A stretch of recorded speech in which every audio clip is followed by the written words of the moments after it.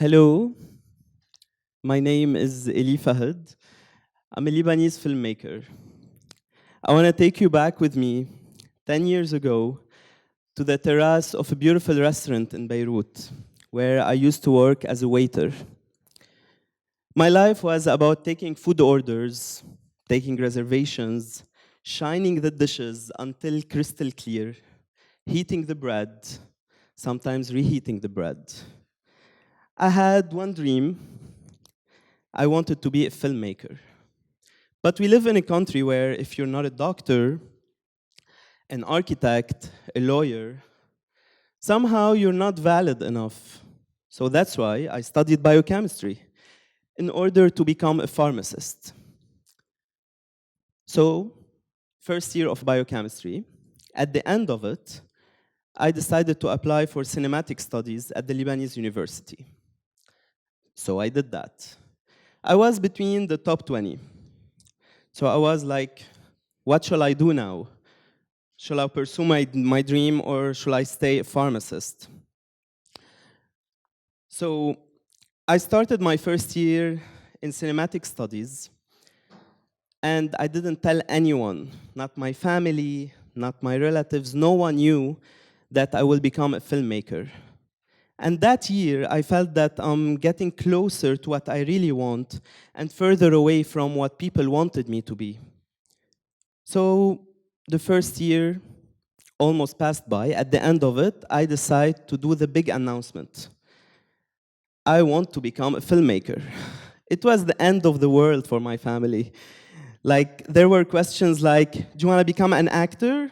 Do you want to become a director? Like, what career will you have? Yet, in their own houses, whether my family or other families, all they do is watching films, being obsessed with actors, watching series. But if someone from their family want to do that, it was impossible for them.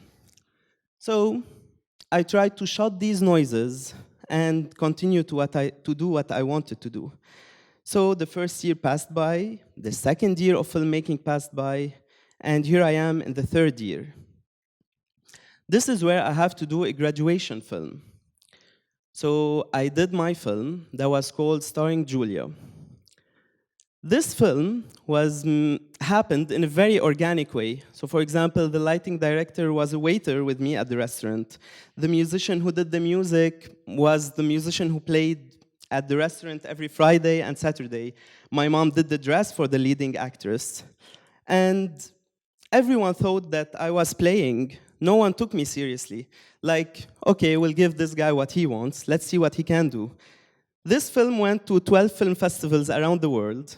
I won 3 of them while being a waiter. So I had like a very weird life back then because like I had the TV interview in the morning and then I put the apron on, I go and wait tables. Then the next morning, my film wins an award in Monaco Film Festival, and then I take a food order for people. It was an interesting phase, to say the least. So when you graduate, I don't think people trust you enough to give you tasks or jobs. So I had to stay at the restaurant. I had no other choice, in fact.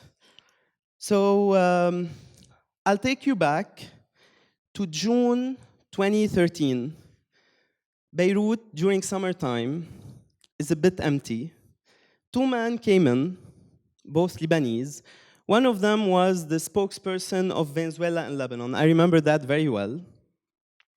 They sit, they order a coffee and a croissant, and they started to have a conversation with me. So he asked me, what do you do? I told him, currently I'm a waiter, and I just graduated in filmmaking studies, and I did my graduation film and all of that. So he was like, interesting. Do you have anything that we can watch or see? And at that time, I had an interview in a magazine at the restaurant. I remember the title of the article was Elie Fahed, a full-time dreamer, a part-time waiter, and a poster for the film next to it.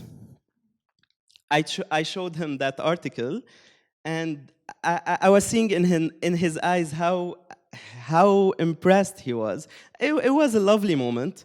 And then he asked me something. He told me, like, can I take picture with you?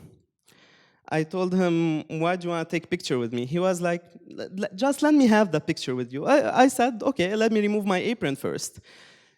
So he said, no, I want to take picture with you with the apron. I said, like, whatever, okay. So I take that photo. I remember his phone was Nokia, not like these smartphones we have now. So his friend took the photo, and then before he leaves, at the door of the restaurant, I asked him, why did you take that photo? So he told me, I saw something in you, and I believe in a period of 10, 20 years, you will be someone in this life, and I wanted to be the first person who took a photo with you. So, yeah, I remember that moment very well. It's like there's a time before that photo and a time after it. I go back to the restaurant with a huge smile on my face. Like, I remember that moment vividly, and he went on with his life. I remember something happened after that moment. It's not because of the photo. It's because having a complete stranger believing in you, he doesn't know me, I don't know him, and he gave me like a tap on my shoulder. I remember after that moment, I was stubborn enough and I wanted to be a filmmaker more than ever. So that's where I started to do personal short films, I call them. Ideas about life, things I love, short films like for 2 minutes. I put them on the internet and I wanted to express something through them. For example, I upload a video at night and I wake up the next morning with 10,000 views, 20,000 views, 30,000 views. And there was something magical about that. It's not about the views, it's about when you know that your voice is being heard, when you have something in mind and people actually recognizing you for it. So little by little, these films started to reach people in the advertising industry, in the music industry, in the fashion industry. And little by little, I started to do projects for them. Little by little, I started building a career and leaving the restaurant just because of these films that I've done. The people I used to take orders from at the restaurant, now I direct them on set. The stars and celebrities that I used to cater and bring food to their tables, now they are under my direction in music videos or fashion films or short films. Life was a bit weird at that time. But the more the success was, the faster the fear started to crawl in.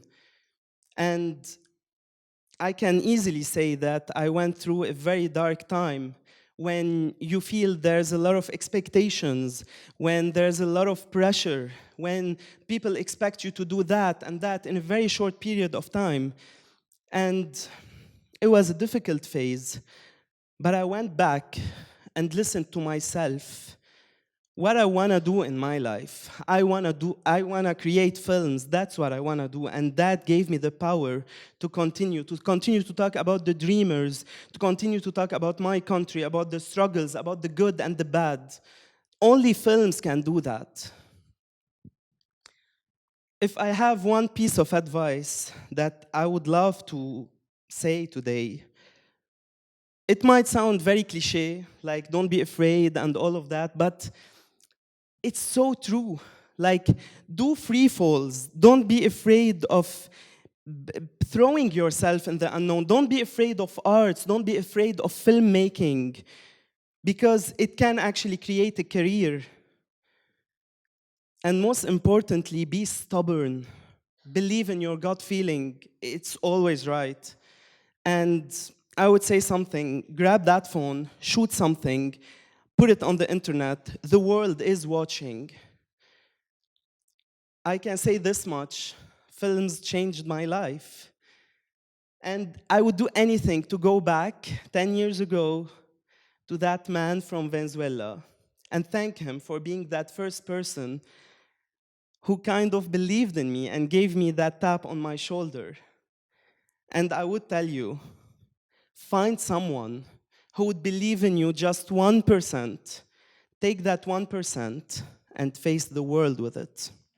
Thank you.